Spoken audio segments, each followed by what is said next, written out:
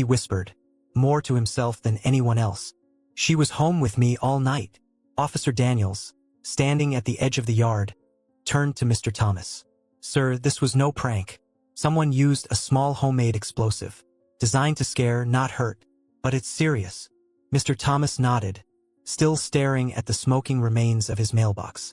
I've seen worse, officer, but never expected it here. Security footage caught a figure. We're enhancing it, Daniels said. Do you want to press charges if we confirm who it is? He didn't answer right away. Instead, he walked to his porch, sat down, and looked at where the flag still waved calmly in the breeze.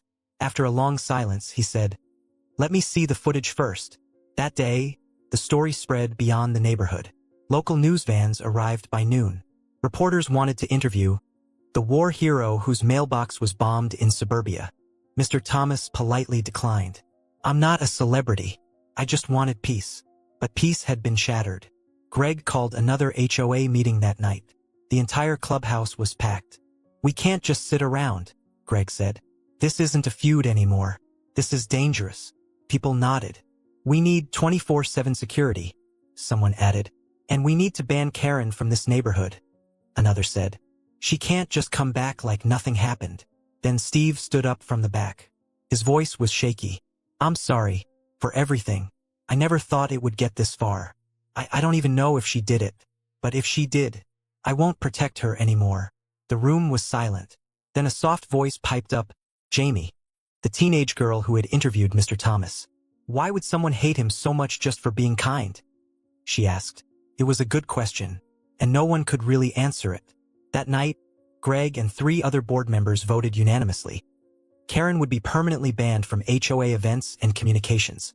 If she entered Maple Ridge without permission, law enforcement would be called. A restraining order was filed. The next day, the security footage was enhanced and shared with Officer Daniels. She called Mr. Thomas. "Sir, it's her." Mr. Thomas closed his eyes. "I thought so. She wore a wig and dark clothes. But it's Karen. We confirmed by comparing her walk to past footage.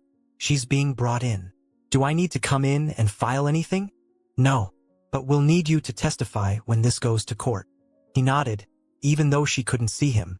"Thank you, officer." That afternoon, as he sat quietly on his porch, a delivery truck arrived. The driver, a young man in a green cap, smiled. "Special delivery, sir." Inside the box was a brand new steel mailbox, custom engraved. On the front it read, "For Mr. Thomas, a true patriot." There was no note, no return address, just quiet gratitude from someone out there who cared. He stood it up on his lawn that evening and bolted it into the ground himself. The next day, he was greeted with cheers from the neighborhood kids as he returned from the grocery store. "Mr. Thomas, your new mailbox is awesome. You're like a legend now." He smiled. "I'm just a tired old man with a few stories and too many hats." Then he paused. His smile faded slightly, because parked just around the corner, half hidden behind an SUV, was a car he recognized. Karen's. She wasn't supposed to be back. Officer Daniels had said she was in holding. But there it was. And suddenly, it pulled out and sped away down the street. Had she been watching him? Was she planning something again? He stood still for a long time, gripping his cane just a little tighter. Later that evening, Officer Daniels confirmed it. She was released again, no bail, due to insufficient threat level. "But she was warned about coming near you." "Well," he said, "she didn't stay away." Daniels sighed. "I'll file a report. But if anything else happens, call me immediately." That night, the neighborhood was restless. Lights stayed on later. Curtains were slightly open. People were watching, because everyone knew Karen wasn't done. And they were right. At exactly 3:03 a.m., Mr. Thomas awoke to the sound of metal scraping against wood. He sat up quietly, reached for the light, then stopped. There was someone on his porch. He looked through the peephole, and there she was, Karen, in pajamas, holding a can of gasoline and a lighter. "To be continued," you said. "Continue." ChatGPT said, Chapter 5. Mr. Thomas froze. Through the peephole, he saw Karen standing there, barefoot, hair wild, her nightgown stained with something dark. In one hand, she clutched a dented red gas can. In the other, a lighter, thumb trembling against the flint wheel. It was like something out of a nightmare. She mumbled to herself as she poured gasoline across the porch floorboards.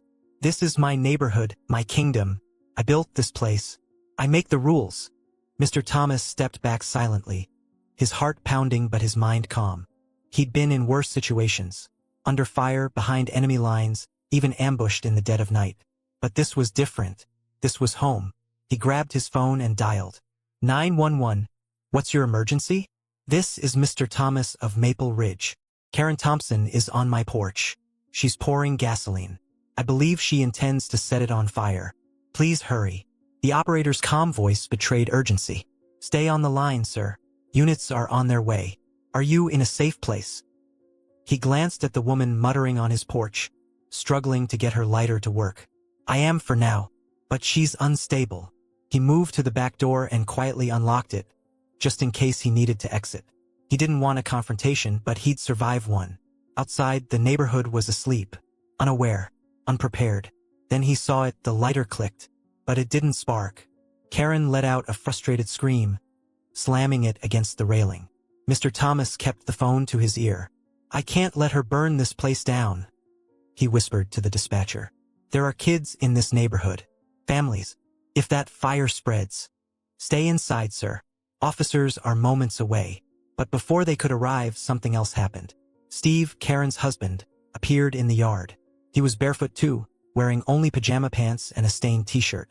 Karen, he shouted. She turned sharply, surprised. What are you doing? He cried. She raised the gas can.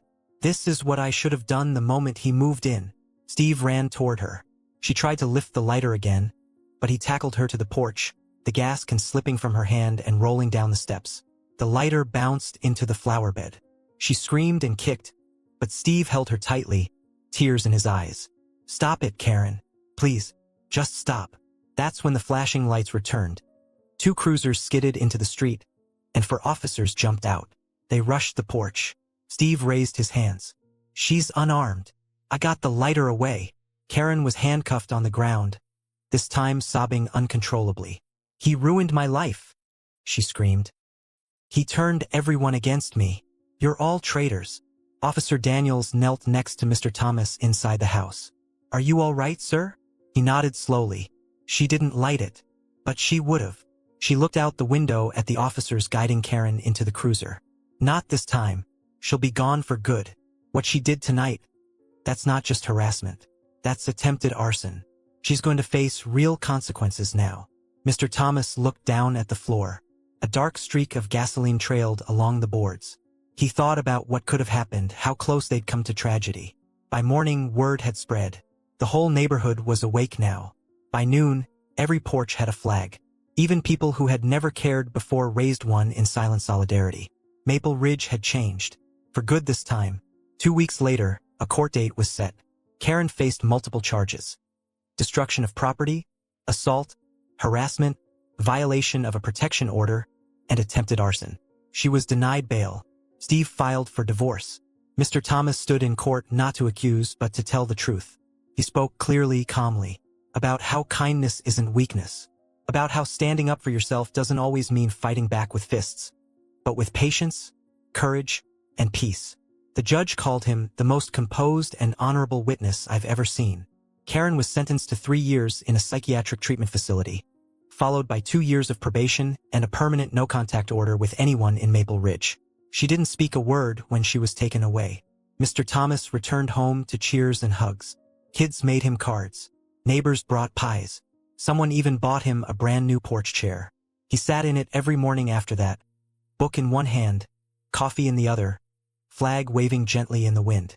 One afternoon, little Kevin came by again. Mr. Thomas, he asked, are you happy now that she's gone? He thought about it for a moment, then looked out over the quiet, peaceful street. I don't feel happy she's gone, he said, but I do feel thankful we're all still here, and that we learned something. Kevin frowned. What did we learn? Mr. Thomas smiled. That sometimes the strongest thing you can do is be kind, even when the world tells you not to be. And with that, he leaned back in his chair, took a sip of coffee, and watched the breeze carry the stars and stripes into the blue sky above a neighborhood finally at peace.